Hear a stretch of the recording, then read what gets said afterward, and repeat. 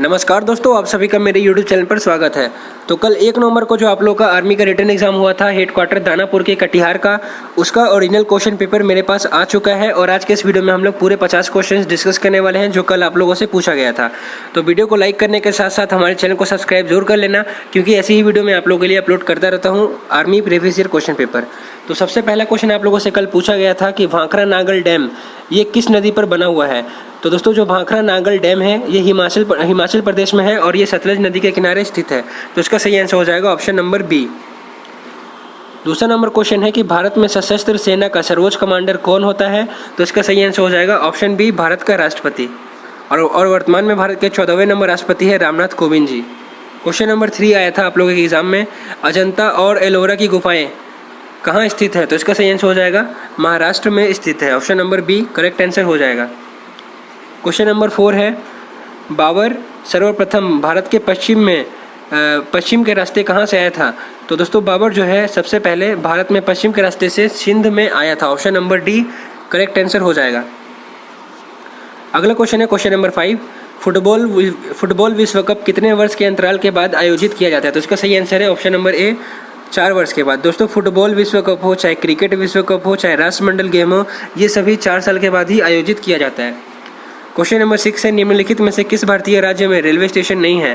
तो इसका सही आंसर हो जाएगा भारत का एकमात्र राज्य सिक्किम ही ऐसा है जो कि रेलवे नेटवर्क से कनेक्टेड ही नहीं है। तो इसका सही आंसर हो जाएगा option number D. Question number 7 है, 1994 में दक्षिण अफ्रीका के पहले ब्लैक प्रेसिडेंट साउथ अफ्रीका के कौन थे। तो ये थे आपके नेल्सन मंडेला। ऑप्शन नंबर ए का सही आंसर हो जाएगा। क्वेश्चन नंबर 8 है, सबसे छोटा महाद्वीप कौन सा है। तो सबसे छोटा महाद्वीप है ऑस्ट्रेलिया। इसका ऑप्शन नंबर डी सही है। क्वेश्चन नंबर 9 है, गौतम बुद्ध ने पहला उपदेश कहाँ दिया था। तो गौतम बुद्ध ने सबसे पहला उपदेश दिया था सारनाथ में, और गौतम बुद्ध का जन्म हुआ था लुम्बिनी नेपाल में, और इनकी मृत्यु हुई थी भारत के कुशीनगर में जो कि यूपी में पड़ता है।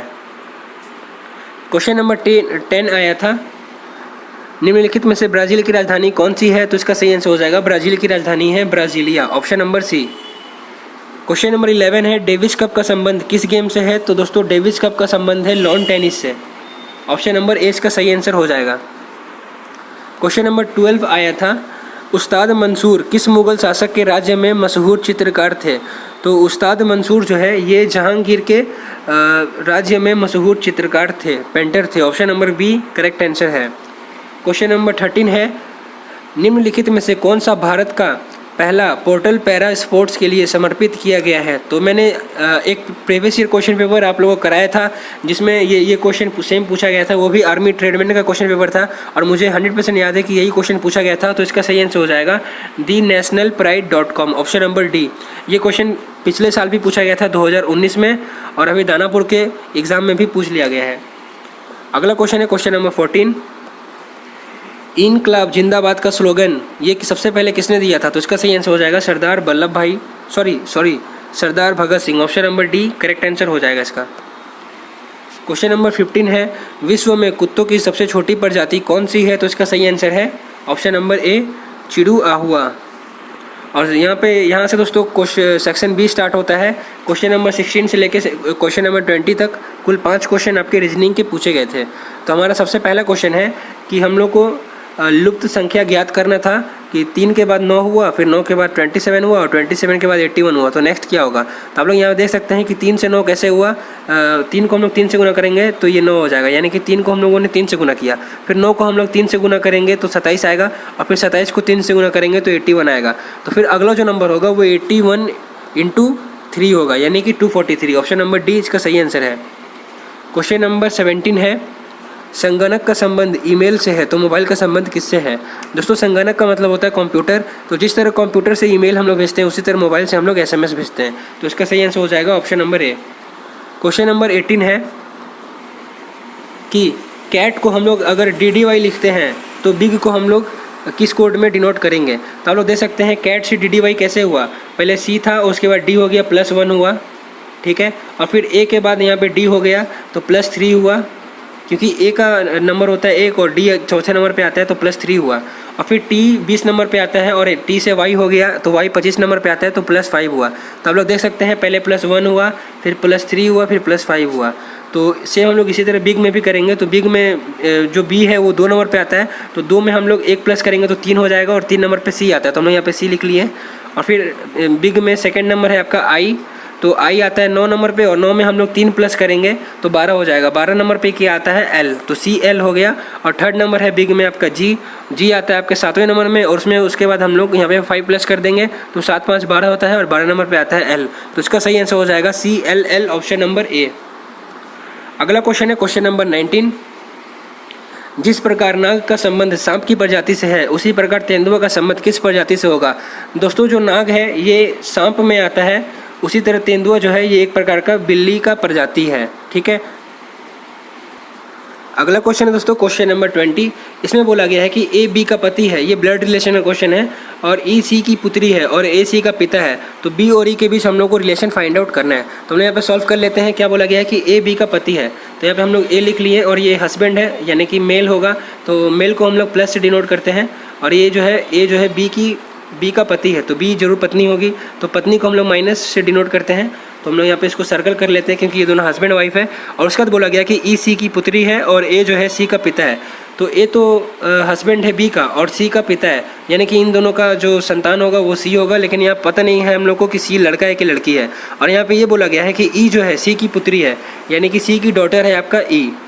तो ए का ई का हम लोग को पता चल गया जेंडर की, ई जो है वो लेडी होगी क्योंकि ये बेटी है सी का, इसीलिए ये लड़की होगी। तो यहाँ पे बोला गया है कि बी और ई के बीच में हम लोग को रिलेशन फाइंड आउट करना है।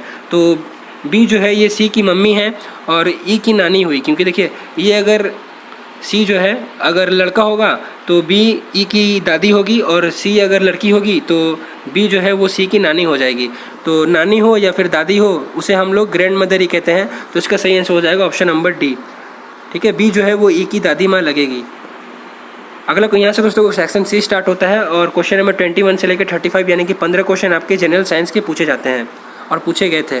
तो सबसे पहला क्वेश्चन है निम्नलिखित में से कौन सा तरल सबसे कम घनत्व का होता है।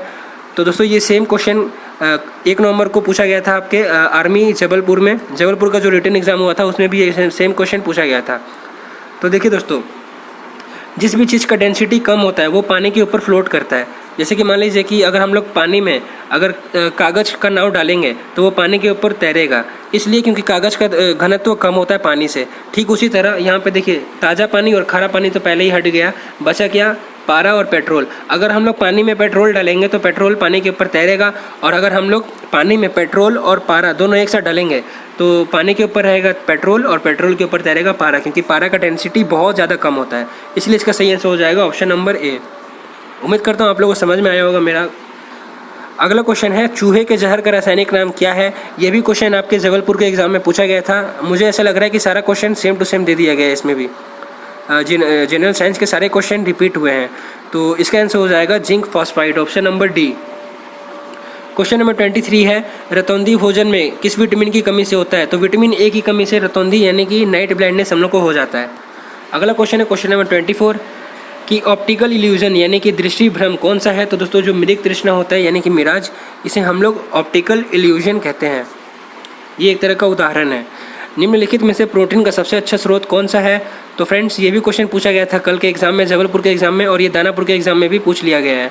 तो दोस्तों जो प्रोटीन का सबसे अच्छा स्रोत है वो सोयाबीन होता है, लेकिन ऑप्शन में कहीं भी सोयाबीन नहीं है। तो इन 4 ऑप्शन में इसका सही आंसर हो जाएगा option number C. Question number 26 है वायु में सबसे अधिक मात्रा कौन सी गैस होती है। तो दोस्तों वायुमंडल में सबसे अधिक मात्रा में नाइट्रोजन गैस होती है 78%। अगला क्वेश्चन है क्वेश्चन नंबर 27 सूर्य प्रकाश के 7 रंगों का परिवर्णी शब्द कौन सा है। तो यहाँ पे रेनबो कलर पूछा गया है। तो रेनबो कलर में 7 कलर होते हैं, और नंबर वाइज है आपका ये VIBGYOR, sorry option number D VIBGYOR, यानी कि वी से वायोलेट, आई से इंडिका, बी से ब्लू, जी से ग्रीन, वाई से येलो, ओ से ऑरेंज और आर से रेड। यानी कि दोस्तों अगर आप लोग जब रेनबो देखते हैं तो हम लोग को सबसे पहले रेनबो का भी कलर यानी कि वायोलेट कलर दिखता है, उसके बाद इंडिका, फिर ब्लू, इसी तरह ये सीरियल वाइज है। तो इसका सही आंसर हो जाएगा option number D. Question number 28 है शरीर की सबसे मजबूत मांसपेशियां कौन सी होती है। यह भी क्वेश्चन पूछा गया था जबलपुर के एग्जाम में। तो इसका सही आंसर हो जाएगा जबड़ा, यानी कि ऑप्शन नंबर बी। इसका करेक्ट आंसर है। देखिए दोस्तों, जो हम लोग के शरीर की सबसे मजबूत मांसपेशी है वो जबड़े में एक मांसपेशी होती है जिसका नाम है आपका मैसेस्टर। ठीक है, यहाँ पे मैं लिख देता हूँ, मैसेस्टर जो है ये सबसे मजबूत मांसपेशियाँ हैं और हमारे शरीर की सबसे मजबूत जो हड्डी है वो हमारे जबड़े में ही मौजूद है, उसका नाम है इनेमल। तो अगर हड्डी पूछ दे तो उसका आंसर होगा इनेमल जो कि जबड़े में पाया जाता है, और मांसपेशियाँ पूछ दे तो उसका आंसर होगा मैसेस्टर जो कि जबड़े में पाया जाता है। तो इसका सही आंसर है ऑप्शन नंबर बी। अगला क्वेश्चन आप लोगों से पूछा है, क्वेश्चन नंबर 29, ओजोन का सूत्र क्या है? तो ओजोन का सूत्र है O3। ऑप्शन नंबर ए इसका करेक्ट आंसर है। इजी क्वेश्चन पूछा गया था आप लोगों से साइंस का। लाल रक्त कोशिकाएं कहाँ उत्पादित होती है? तो फ्रेंड्स, जो आरबीसी है ये हमारे अस्थि मज्जा में यानी कि बोन मैरो में उत्पादित होती है। इसका सही आंसर हो जाएगा option number B. Question number 31 है, एक सेकेंड, किसी चुंबक के चुंबकीय गुण को ख़त्म करने के लिए निम्न में से किसको अपनाया जाता है?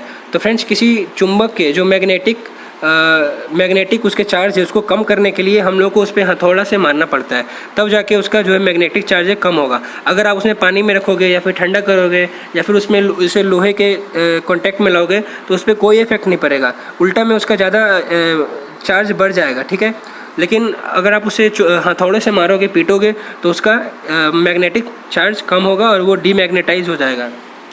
क्वेश्चन नंबर 32 है, जब कार्बन को ऑक्सीजन में जलाया जाता है तो क्या उत्पन्न होगा? तो जब हम लोग कार्बन को ऑक्सीजन से रिएक्ट करते हैं और जब ये जलता है तो कार्बन डाइऑक्साइड बनाता है। तो इसका सही आंसर हो जाएगा option number D, carbon dioxide. Question number 33 है, P V is equal to स्थिरांक, ये किसका फॉर्मूला है? तो दोस्तों, P V is equal to constant, ये आपका बॉयल्स लॉ में आता है, जहाँ पे पी का मतलब हो गया आपका प्रेशर यानी कि दबाव और वी का मतलब हो गया वॉल्यूम। तो इसका सही आंसर हो जाएगा option number D. Question number 34 आप लोगों से पूछा गया था कि एक मानव कोशिका में कितने गुणसूत्र पाए जाते हैं? तो अगर आप लोगों से जोड़ी में पूछ दे तो आप लोग का आंसर करना है 23 जोड़ी, और अगर आप लोगों से ऐसे ही पूछ दे तो इसका आंसर होगा सही 46। कुल 46 गुणसूत्र पाए जाते हैं। क्वेश्चन नंबर 35 है, दमा किसका रोग है? तो दोस्तों, दमा जो है ये हमारे श्वसन तंत्र का रोग है और जो कि सबसे ज़्यादा हमारे श्वसन तंत्र को ही अफेक्ट करता है। तो दोस्तों, यहाँ से आपका सेक्शन डी स्टार्ट होता है और क्वेश्चन नंबर 36 से लेके क्वेश्चन नंबर 50 तक कुल 15 क्वेश्चन आप लोगों से मैथ के पूछे गए थे। तो सबसे पहला क्वेश्चन है आपका मैथ का, इनमें से कौन सा परफेक्ट स्क्वायर नहीं है? तो 100 आप लोग देख सकते हैं 10 का स्क्वायर है यानी कि 10 का वर्ग है। 81 जो है ये 9 का स्क्वायर है यानी कि 9 का वर्ग है, और 121 ये 11 का स्क्वायर है यानी कि 11 का वर्ग है। लेकिन 18 जो है ये परफेक्ट स्क्वायर किसी का नहीं है, तो इसलिए इसका आंसर हो जाएगा ऑप्शन नंबर डी। अगला क्वेश्चन पूछा गया था क्वेश्चन नंबर 37 कि किसी घनाभ के 3 अविच्छिन्न फलक दिए हुए हैं 9 सेंटीमीटर स्क्वायर, 25 सेंटीमीटर स्क्वायर और 36 सेंटीमीटर स्क्वायर। तो हम लोग को इसका वॉल्यूम निकालना था।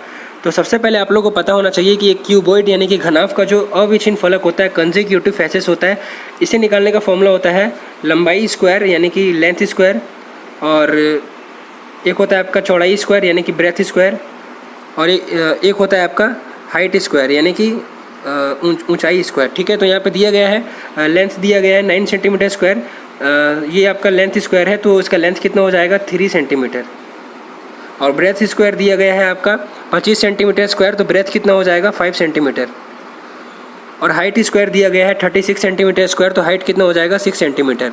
तो बस आप लोग यहाँ पे हम लोग निकाल लिए लेंथ, ब्रेथ और हाइट कितना आया 3, 5 और 6। तो हम लोग इसका इस घनाभ का हम लोग का आयतन निकालना। तो घनाभ का आयतन का फॉर्मूला क्या होता है?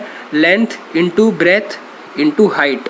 तो यहाँ पे हम लोग इसको गुना कर लेते हैं आपस में, क्योंकि हम लोग इसका आयतन निकालने बोला है। तो 3 × 5 कितना होता है 15, और 15 को 6 से गुना करेंगे तो इसका आंसर हो जाएगा 90। Option number C correct answer है इसका। क्वेश्चन नंबर 38 आप लोगों से पूछा गया था,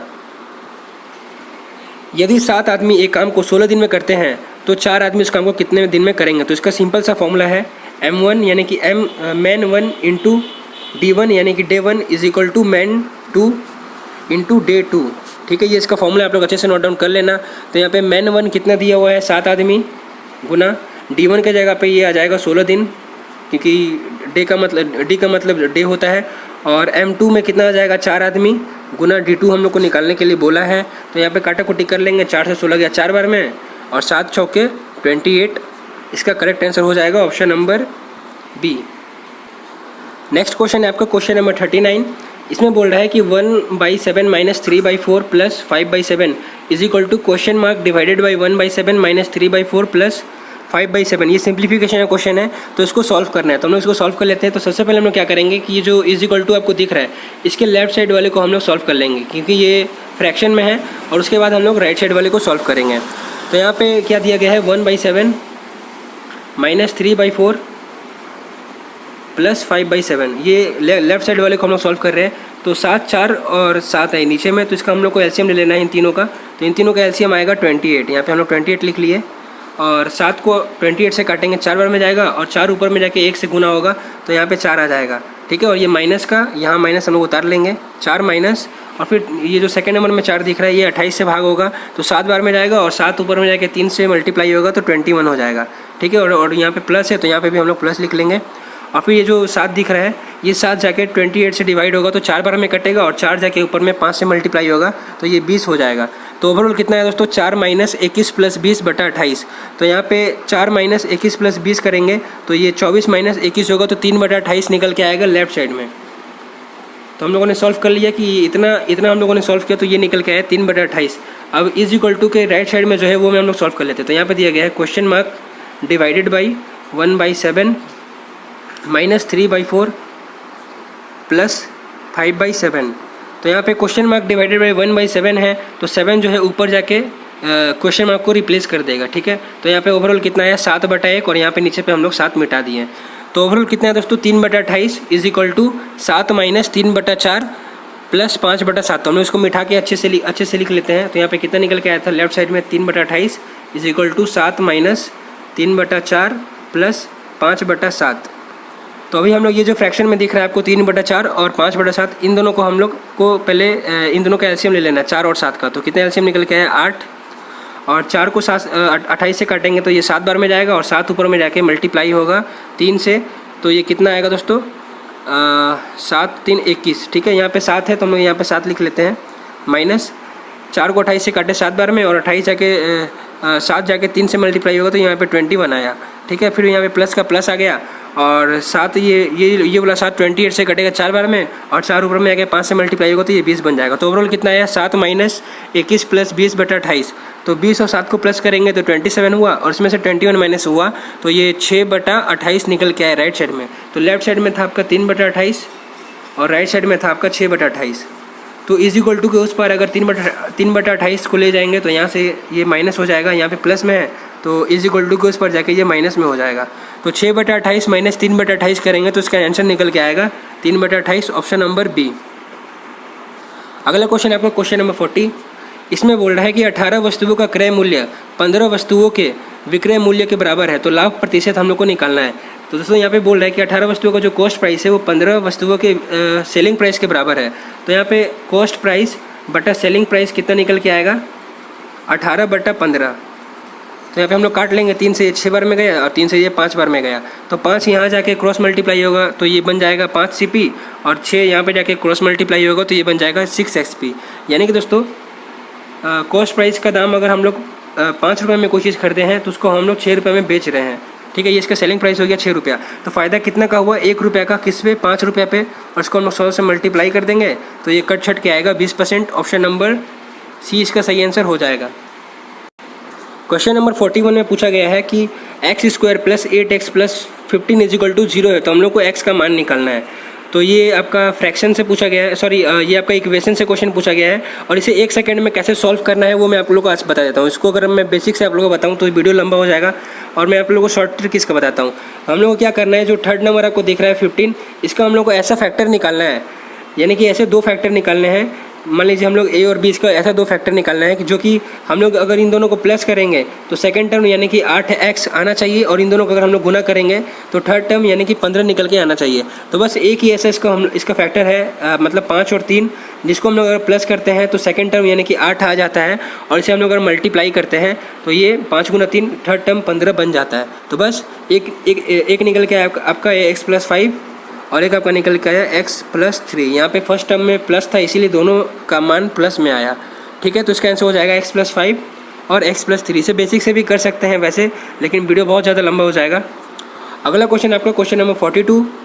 वह छोटी से छोटी संख्या कौन सी है जो 3 से विभाज्य है तथा अगली 2 अभाज्य संख्याओं से भी विभाज्य है। तो एक तो सबसे छोटी संख्या होगी आपकी 3, जो कि 3 से कटती है, और इसके बाद जो दो अगली अभाज्य संख्याएं हैं जो किसी से नहीं कटती, वो एक हो गई आपका 5 जो कि किसी से भी डिवाइड नहीं होती है, और एक हो गया आपका 7। ठीक है, 3, 5, 7 ये 3 ऐसा मतलब अभाज्य संख्या है जो किसी से भी नहीं कटती है। सबसे पहली तो यहाँ पे यही बोला गया कि ऐसा कौन सा सबसे छोटा संख्या है जो ये तीनों से डिवाइड होती है। तो बस इसका एलसीएम ही ले लीजिए, जो इसका एलसीएम आएगा वही इन तीनों से डिवाइड होगा। तो इसका एलसीएम आ रहा है निकालने पे 105। देख लीजिए दोस्तों, ये चार ऑप्शन में 105 ही ऐसा है जो 3, 5 और 7 से डिवाइड होता है। तो इसका सही आंसर हो जाएगा ऑप्शन नंबर बी।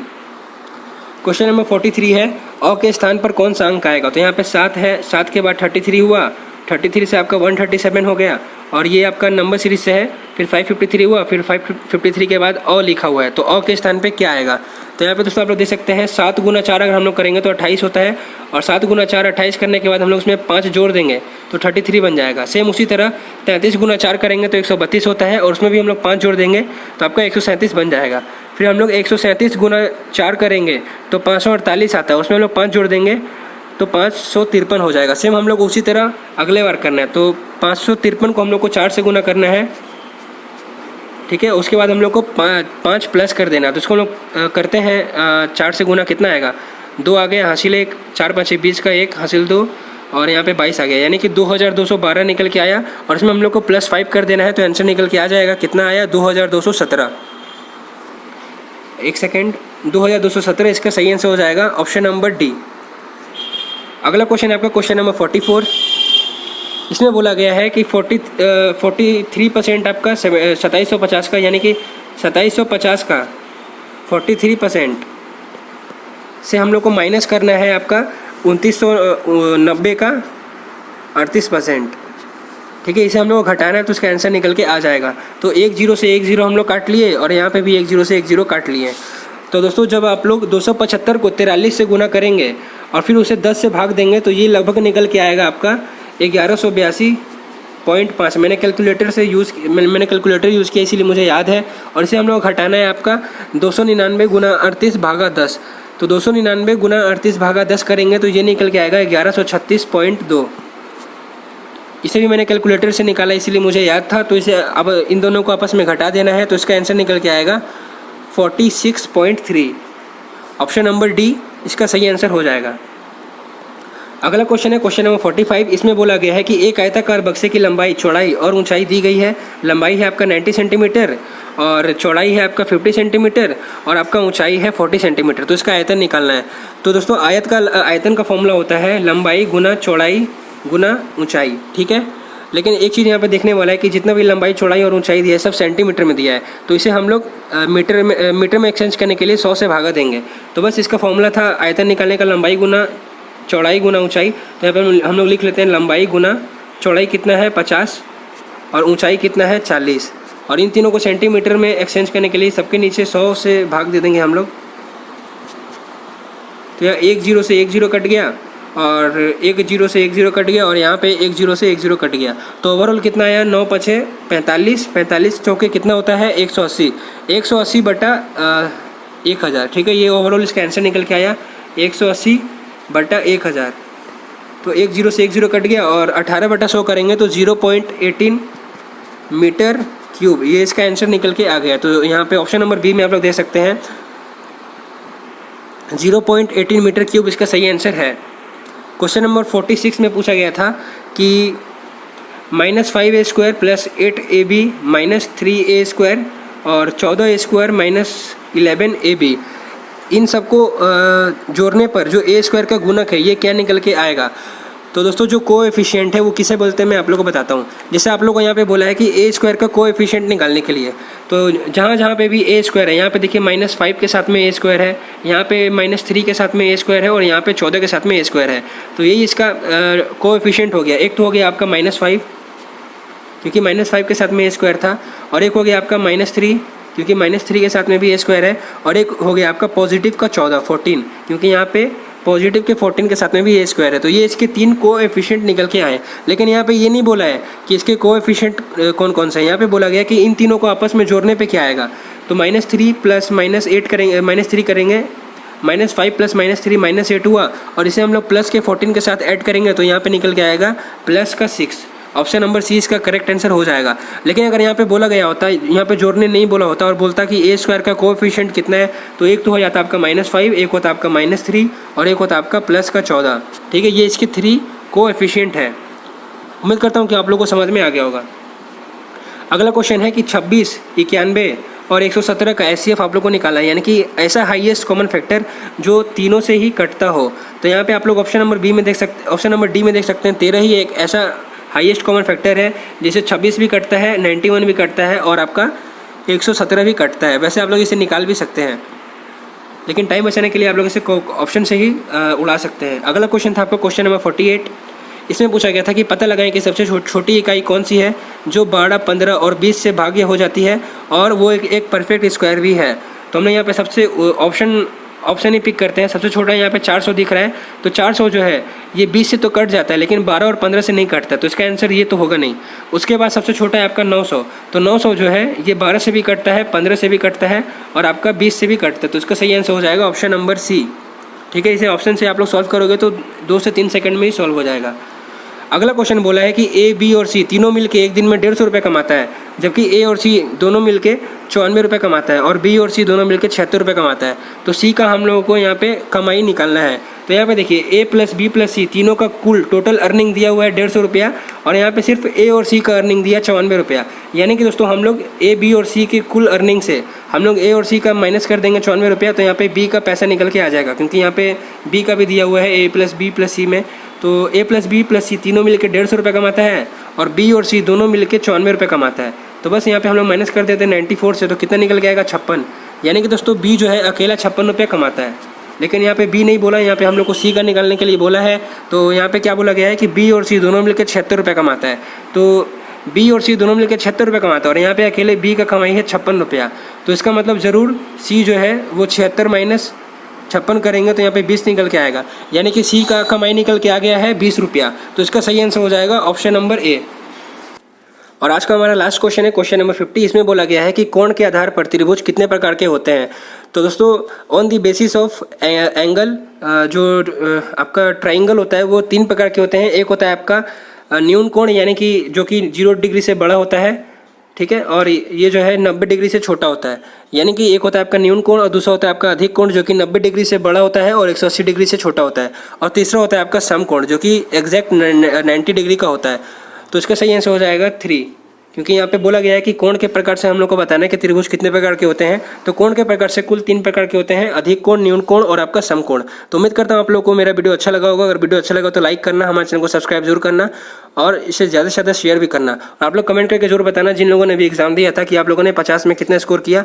वैसे 50 में ईजिली आप लोग 48 स्कोर कर सकते थे। 1-2 क्वेश्चन टफ पूछ लिया गया था, इसीलिए मैं उम्मीद करता हूँ कि आप लोग 48 प्लस ही स्कोर करोगे। तो मिलते हैं किसी नेक्स्ट वीडियो में। वीडियो को देखने के लिए बहुत बहुत थैंक यू। लाइक शेयर करना ना भूलना और हमारे चैनल को सब्सक्राइब जरूर करना। जय हिंद, जय भारत।